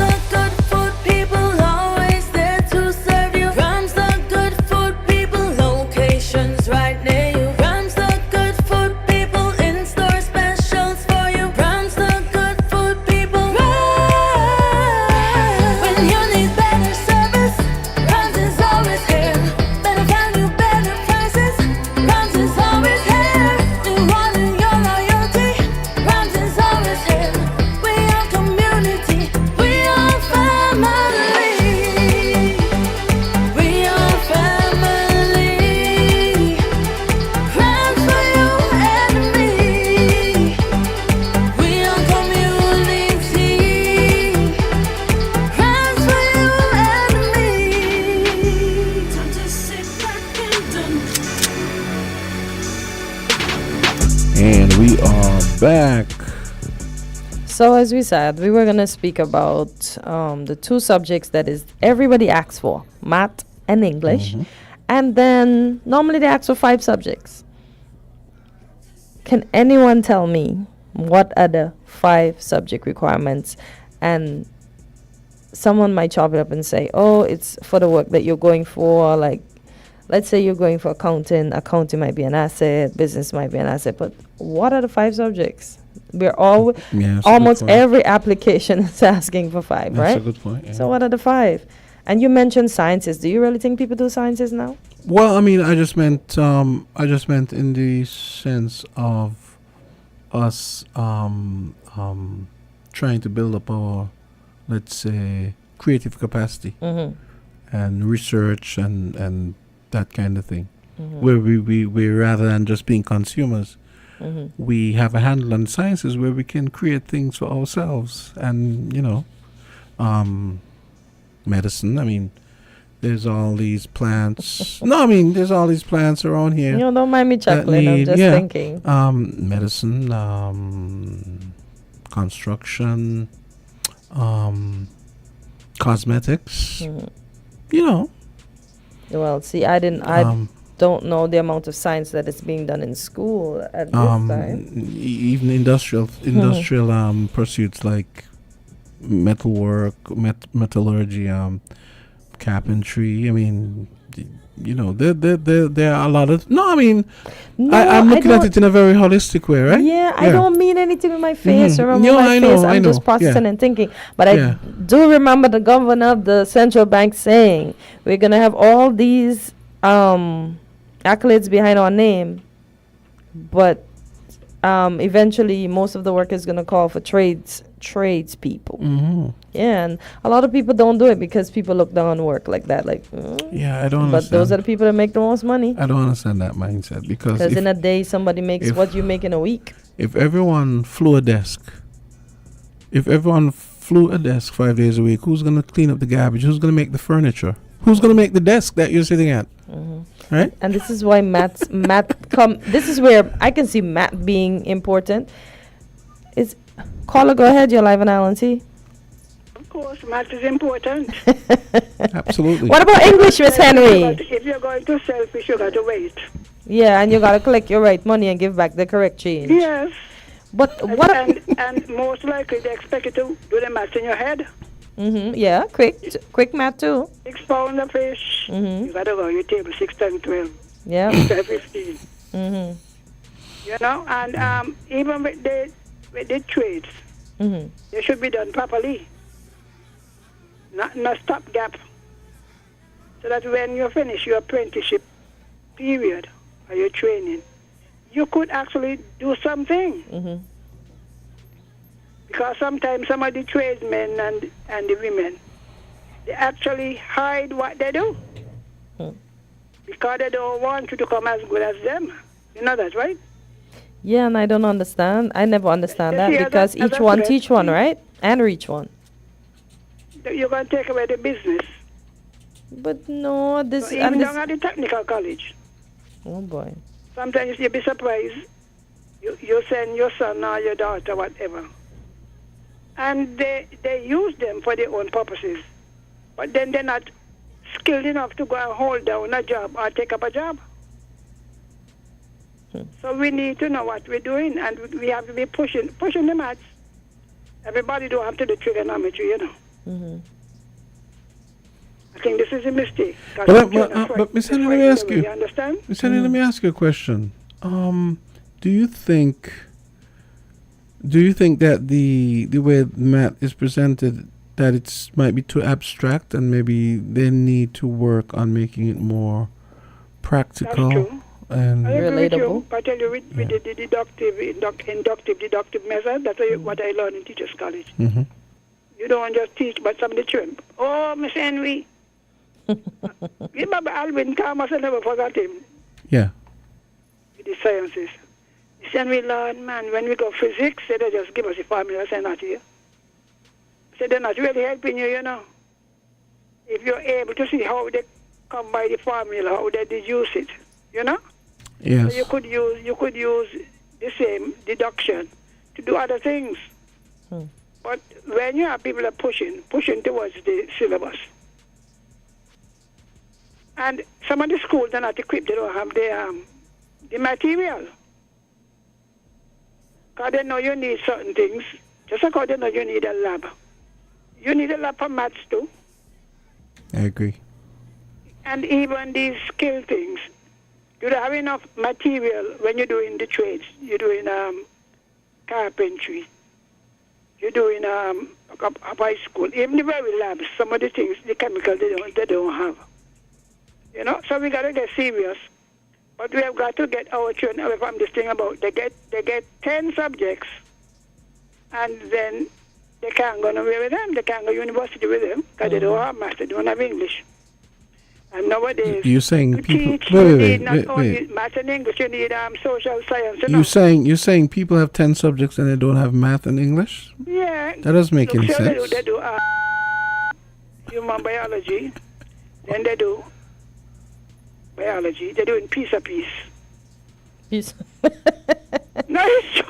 But Miss Henry, how can they have all these subjects and Yeah, I not don't have understand. math and English when everybody asks for math and English? As I was asking, what The are children, the students are not thinking future. They're thinking how much they get.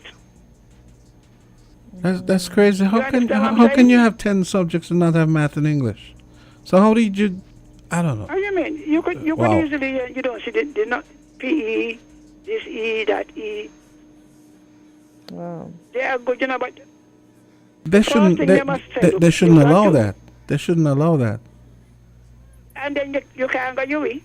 I don't know which school you could go if you don't have the English and the maths. Why don't they break out reading and make it a separate, even separate from literature? And when you're even doing the English course, they have readers, No, but I mean, but the school have libraries. Maybe they need Well, I to don't carry know. them library then. That's all I could say. I don't know because What they do in primary school, carry the classes to the school library. Mm-hmm. But people have got to see, look, you are limiting yourself until they begin to see the benefits. Personally, I think one they of are the things. taking you on. I think one of the things that could be done is reading could be a class where the teacher or you bring in cool people to read to the students, read stories to the students, so that they can see hey, that whole bunch of paper is causing all those pictures in my head, you know. I'll give them assignment. And Even then about yeah, the and then newspaper. I yeah, always yeah. say even newspapers, right? Yeah, all of that. Yeah. When you come Monday morning, I want you to report on what you read in the newspaper. I mean, I remember. You could start even in primary school because I used to buy the 4 papers. I remember the museum used to do this thing where Tony and C.J. Warner and so would go and read to the kids, Carl Astafan and so on. I don't know if they do it still. I think they do it at the library now. I know the Governor Yes. General went At Easter, that's you know. the Easter thing. So- Easter readathon. I feel like that should be something they could add to the schools as well, because I feel like kids would actually look forward to that. I mean, Well, they could books and let's get to the library because now they're getting tablets. no tablets, books. They could. No, If no, they have the book, listen to me. no If tablets. they have the book on the tablet, Yes, and you say, look, but read pages no, 5 to 20 no tablets. and write a book report. No, but A there book is should a book. there should be a mix. There should be a mix. We need to get them away from the screens. This obsession with the screens. Screen is not a part of it. Oh, Miss Not Henry. part of it. So use it, utilize it. Miss Henry's You more have- space age than me. No, utilize it. But Miss Henry, you know they have the phone. You know they can do reading on the phone. I know, but I'm just saying. But I'm just saying, why you can have a mix of both media. Yes, you can have. You can have. You know. You can have. Yeah. So you shouldn't exclude. All I Yeah, am but saying. but my point is, and this is something we did at home with our kids. My 2 kids. My daughter is 14. My son is 10.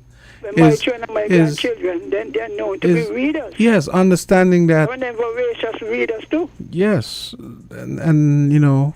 And it helps with your vocabulary when you Exactly. begin to, you know. But I want to get them away from.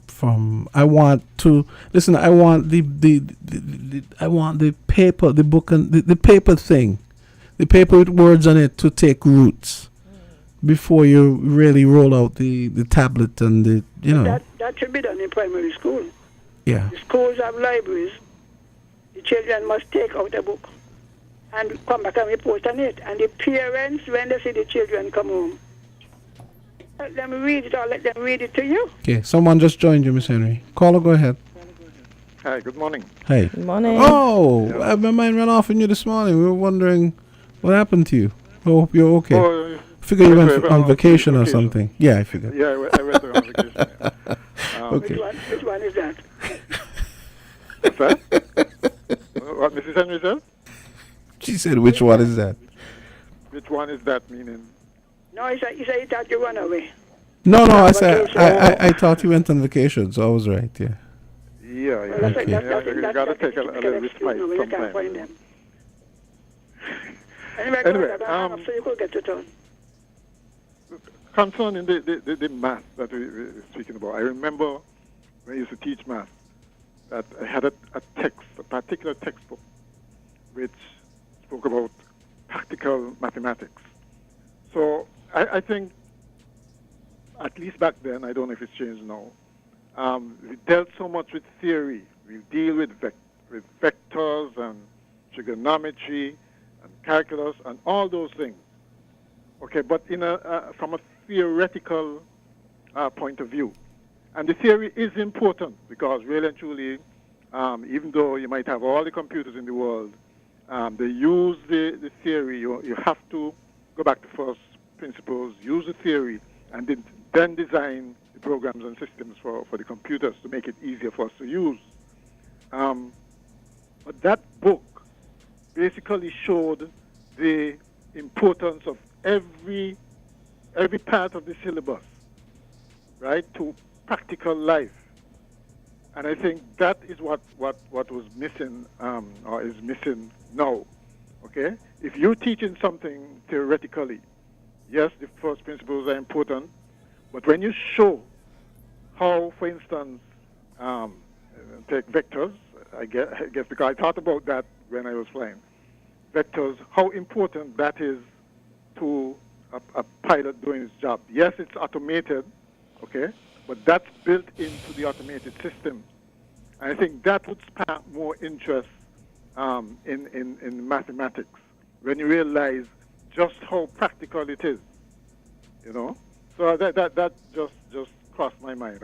I don't, like I said, I don't know if they do that, but I suspect that it's more concentration on the theory of mathematics more than the practical nature of it. You know, that's my contribution. Yeah, absolutely. Yeah. Okay. Then. Okay. And this kind of this was an article I was telling you about yesterday. This is on BuzzFeed. There's been a lot of buzz on the internet for the past couple of years about how kids are doing in school these days. Many are doing just fine, but from phone addiction and apathetic parents to lack of socialization and outright disrespect, lots of them are doing poorly in school. With developments such as the LA USD cell phone ban, remember I was telling you about some places banning cell phones, and the New York bill limiting addictive algorithms, so basically mandating that people like Snapchat and TikTok and so have to, It seems that the general public is getting in on the kids are not okay conversation when it comes to how the world changes. Namely, technology and COVID are affecting children's development, and who knows the details of that front better than the kids' teachers. So this article goes on to point out some of the things that teachers have pointed out. A prospective teacher took to the popular teachers subreddit to ask, what is the biggest difference you see in kids from the time you started teaching to right now in 2024? In response, many teachers got real about the struggles they see kids facing in the classroom today. Here are some of their most interesting comments. The first one is, I've been teaching since 2016. Reading stamina seems to be the biggest problem. Number 2, I just finished year 34, all in upper elementary and middle school. Back in the day, I'd have 1 or 2 kids in a class who didn't really give a damn and who did literally nothing. Now it can be a third of the class. It's mind-blowing.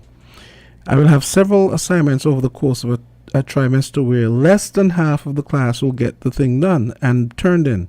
Nearly every assignment will have a couple of kids who write their names on it and then turn in blank pieces of paper. For the first time, I'm having multiple kids not bother to finish their iReady diagnostics. I guess that's some US thing. They just sit there looking at the screen for several days until the window for administering the test closes. What can be done? I'm about to enter the workforce. Nothing. This is a society-wide problem, and the people with whom we need to team up in order to solve it, parents, often don't care. I was talking about that earlier. This is another teacher. I've been in early childhood education for 10 years now and was a sub for about, that would be a substitute, was a substitute for about 5 years before that. What I've noticed since COVID is a profound lack of social skills. Not just a lack of curiosity or emotional dysregulation, which I've seen in spades, but an inability to play or talk to play or talk or cooperate with other kids.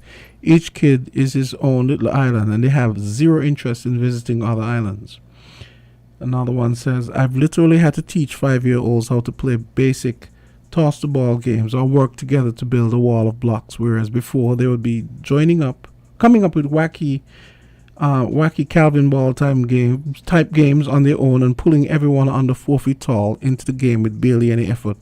Now I might as well be trying to teach them physics in Klingon. That's a good one. Fashion, number 4. Fashion has looped back around, and now all of my clothing from high school is in style. That teacher putting a little humor in there. Also, I guess kids are way less aware of what is happening in the world than 10 years ago. Since people don't watch TV news anymore or get newspapers, they aren't passively exposed as much. Though I still think the average kid today is more informed than the average kid pre-internet. Really? Well, okay. I guess it's a yes and a no. A huge difference I've noticed, number 5, is it becoming disturbingly common for parents to explicitly tell their kids that they don't have to follow school rules. What? Students are always so smug about it when they see that their mom gave them permission, and then equally enraged when they still receive the related consequence because mom doesn't make the rules at school. And then the mom gets pissed and we have to tell her to find another school if she doesn't like our rules. It's insanity. Absolutely could never have been me when I was a student, and this was not a thing when I first started teaching, but this kind of attitude has grown increasingly more common every year. Now, for folks, remember we're talking about 2024, right? Okay. 6, I'm an art teacher, but goddamn, their handwriting is crap. Cosmically big, completely illegible, letters not formed correctly, not within lines or margins if it's on loose leaf paper. Straight up looks like a first grader wrote it, and this is junior high. Wow. Yeah, because I used to do penmanship. I mean, do they even do penmanship now? I used to do penmanship. I We used to still get mad think for they're that. books. I still think they're books. They're penmanship books? Yeah. Where you have to make the letters? Yeah. In the lines. Yeah. And I did penmanship right up to grade 6. Yeah, we had to do that. Yeah. We didn't have lines. We had to You had do to our do it, thing. yeah. Right in cursive and whatever. Yeah. Lord. Yeah. Sometimes I feel so frustrated at them not getting incredibly basic art concepts and techniques, such as copying a simple value /line /angle or whatever, then realize they can't even write a letter G correctly, and it makes sense. It's concerning, as this was not something that I dealt with 10 years ago now. 2024, 10 years ago, 2014, wow. Outside of students with special needs, I have to use projects I used to do with middle schoolers for my high school classes. Projects I used to do with elementary and now use at the middle school level. Wow, so middle school, that's junior high. It's sad and scary to see the regression. 7, kids just seem dumber overall. Wow. Could be the area I teach in, but basic math and literacy skills have constantly trended downward here. We keep lowering the bar for interventions because we don't have enough spots if half the school needs math and reading support. Number 8, 28 years of experience. It's genuine kindness. This is a nice one. 28 years of experience. It's genuine kindness. Kids are so much more kind now than they were when I started in the 90s. Okay, and this is the US. I don't know if that's the same here.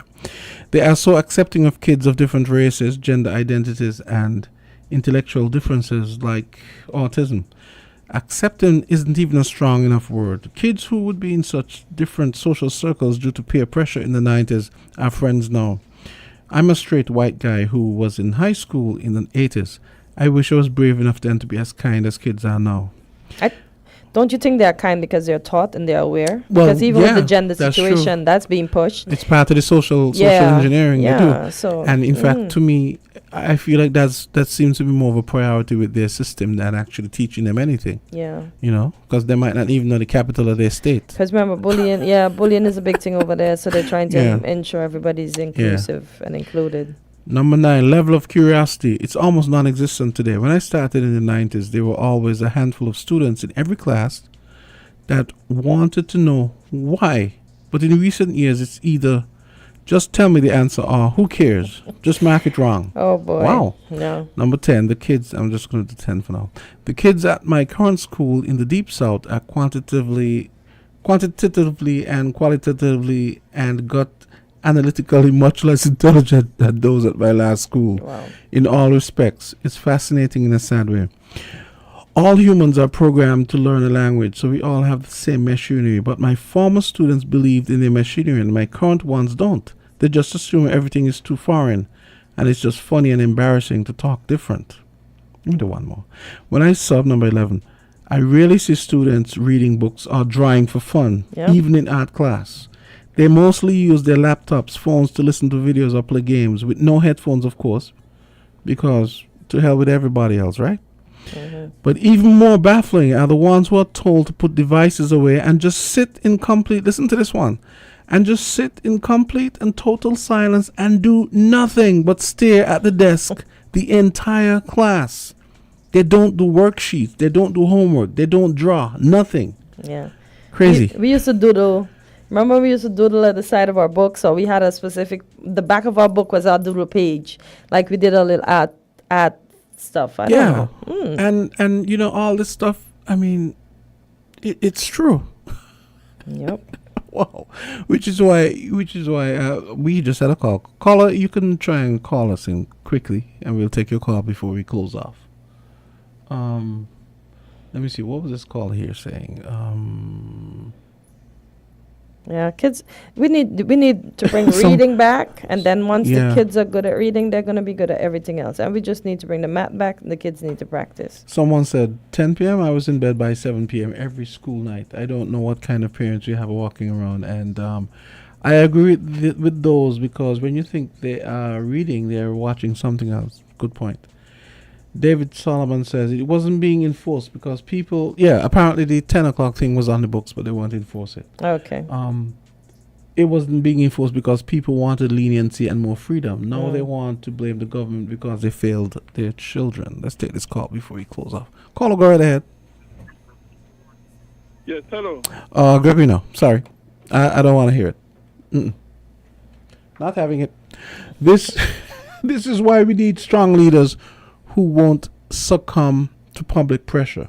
90% of people don't know what's best for them. Okay, so I guess we can leave it there.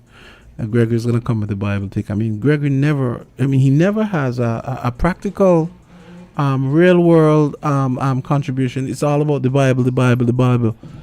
If you're so interested in them, why don't you go up on Church Street and picket like Azard and Sean did last week? And say, follow the Bible, people, or something. Just go up there and pick it up there and stop coming on here and telling us about that. Why can't you just have a regular conversation like everybody else? I mean, come on, Gregory, you're my boy, but come on, man. Because we see it's not going to work how Gregory wants it to work. So he has to be practical, and the best thing is to go up to Church Street where the people who actually, good luck getting them to listen, because they don't listen at the best of times. So, good luck getting them to listen. Anyway. Oh boy. Well, it was a good one. It was a good Tuesday. Same place, same time tomorrow. Yeah. For all those who tune in, we say thank you, and we look forward to seeing you tomorrow again. And at 1:30, we're going to be having the Prime Minister's round table. Okay. So we're going to be bringing that to you live. And then right after that, of course, we'll have the Spin Cycle. Lots of great music brought to you by the CPL. So hopefully... Yeah, that's coming. You guys will it's come almost back here. at 1:30. Yeah. Yeah. It's going to get started at 2 days. The game starts in Antigua. And then our leg, well, for the first set of games here would be August 31st. Yeah. So, here's hoping you have a nice day. You too. So I'll see you tomorrow. Yeah, God spare. AZ, have a good one too. We missed you today. Yeah, we did.